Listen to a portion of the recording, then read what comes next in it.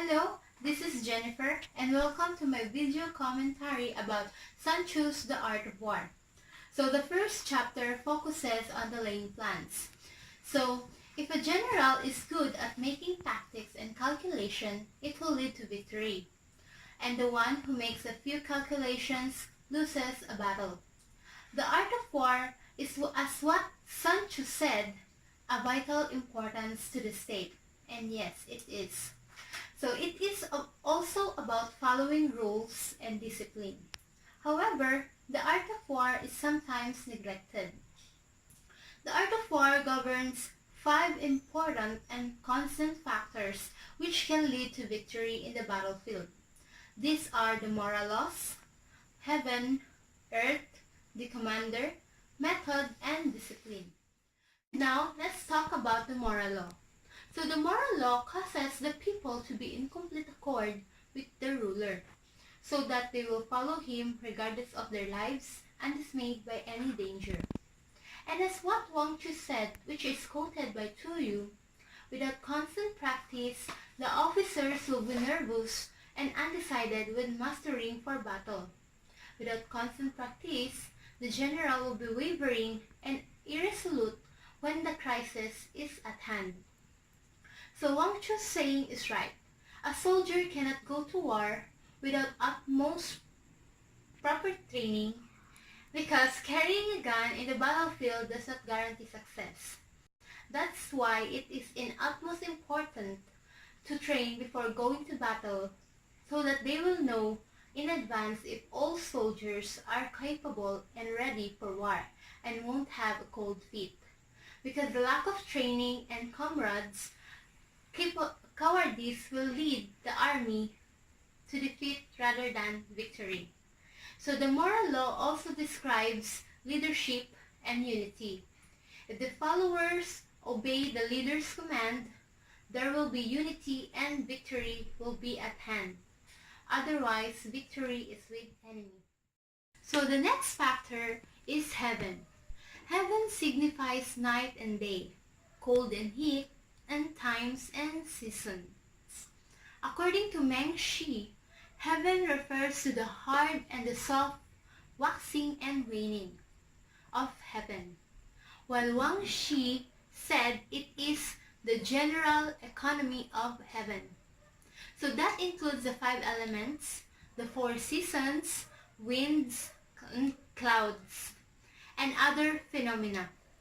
I must agree with Wang Xin in his description of heaven. Now the question is, why is heaven included in the art of war? Do you guys have any idea? Okay.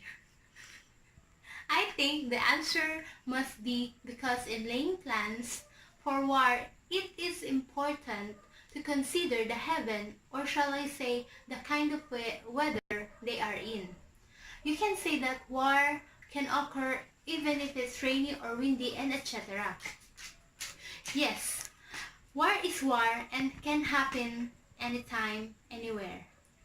However, if you're laying plans for war like what I said earlier, the weather must be considered because, for example, if one of your tactics is to make a trap hole for the enemy to fall for his death, you can't do it if the weather is rainy, right? Because the trap hole will be turned into a muddy well and your plans fail. So yeah, heaven is an important factor in the art of war. And next to heaven is earth. We all know that earth is a planet where we humans live. But it is also a factor in the art of war. Now, what is the role of earth in the art of war? In the art of war, earth comprises distances, great and small, danger and security, open ground and narrow passes, the chances of life and death. Now what does it mean? Literally, earth really is huge. It also imposes danger and security. Open ground, great distance, and the chances of life and death. I've watched a lot of war movies, and as to what I have observed, Soldiers will often tell their comrades where their coordinates or their locations whenever they needed backup and support. In war, it is important to know the coordinates of a comrade as well as the enemies because this will help win a war. So the fourth factor in the art of war is the commander. The commander stands for the virtues of wisdom, sincerity, benevolence, courage, and strictness. Obviously, a great commander should have all of that because a commander without self-confidence and strong will is useless and might be the reason for the group's defeat. Having a commander who possesses these qualities is a commander who eats victory. In laying plans for war, a commander with wisdom will not only have great tactics for winning a war, but also gaining his comrades' trust. So by method and discipline, which is the last but not the least factor in the art of war, are to be understood by marshalling of the army in its proper subdivisions, the gradations of rank among the officers, and the maintenance of roads by which supplies may reach the army, and also the control of military expenditure. So this factor also describes their responsibility and integrity. So if a soldier have integrity in his assigned task and is capable of shouldering his responsibility as part of a group, then he will likely have a huge contribution in their victory. So in addition to responsibility and integrity, the method and discipline factor is as viewed the most important of all factors because also this describes unity. If the commander and his array of army have unity, there will be more success in laying their plans for war. And also, if a soldier respects his commander, as well as a commander respects his soldier, there will be a harmonious relationship and victory is with them.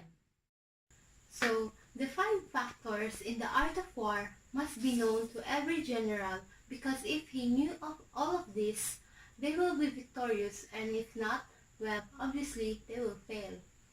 So, all warfare is based on deception. In order for you to win a battle, you need to lure not only your enemy, but also your friend. Why? Because in order for your tactics and plans to succeed, you have to make it more convincing as possible in a way that they never saw it coming. Just like what I saw in the movie, the enemy uses the protagonist's lover against him because he knew that she will be his weakness. And after that, the enemy can have a hold on his neck. And sometimes using strategy will help you gain advantage against your enemy. And that's all. I hope you guys enjoy my video and ciao!